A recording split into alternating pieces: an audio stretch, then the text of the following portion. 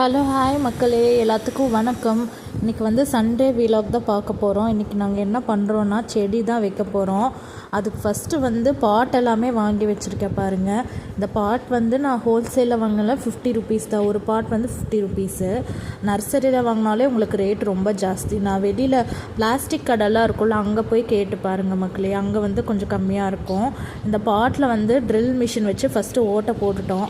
அதுக்கப்புறமா அந்த கொக்கோ பிட்டு இருக்கு இல்லையா, தேங்காய் நார் வந்து கொடுப்பாங்க. அது தண்ணியில் வந்து ஒரு நாள் ஊற வச்சாலே நல்லா இந்த மாதிரி உப்பி வந்துடும்.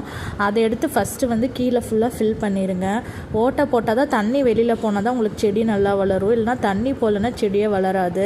அதில் ஓட்டை இல்லாதனால நான் ஓட்டை போட்டு வச்சுருக்கேன்.